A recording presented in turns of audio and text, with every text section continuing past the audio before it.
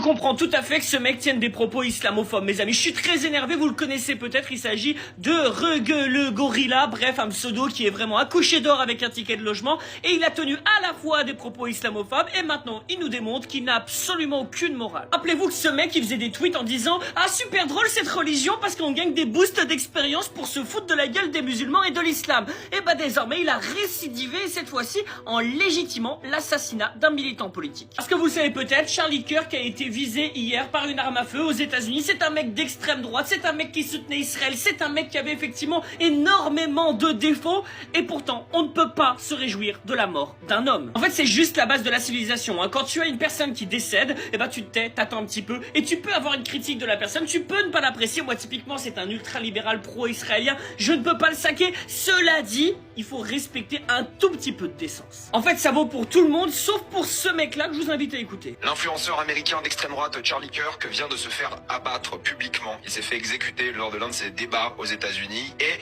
il y a plein de gens qui vont dire que c'est triste, c'est horrible. Moi, je vous dis un truc. C'est horrible uniquement car ses enfants vont grandir sans père. Et donc, il nous dit c'est horrible pour ses enfants, mais ça démontre bien qu'en fait, il le justifie. C'est horrible, mais c'est une justification fondée sur quoi? Sur ses opinions politiques. Et ben, je vais vous dire un truc. Moi, je vais tomber sur le mec le plus libéral, le plus pro-sioniste, le plus désagréable sur les questions LGBT. Et ben, je vais vous dire un truc. Je ne souhaite pas qu'il soit liquidé. Ni par un des nôtres, ni par un de qui que ce soit. Je ne souhaite pas qu'il soit liquidé. Ce mec-là, oui. Et après, on s'étonne qu'il tienne des propos anti-musulmans et ensuite des propos anti-religieux. C'est très simple. Cet homme-là n'a pas de morale. Alors, personnellement, je ne pleurerai pas Charlie Kirk, mais je regrette que dans un pays comme les États-Unis et que dans une démocratie occidentale, on ait une personne qui, pour avoir organisé des débats, soit liquidée. Ça, je le regrette.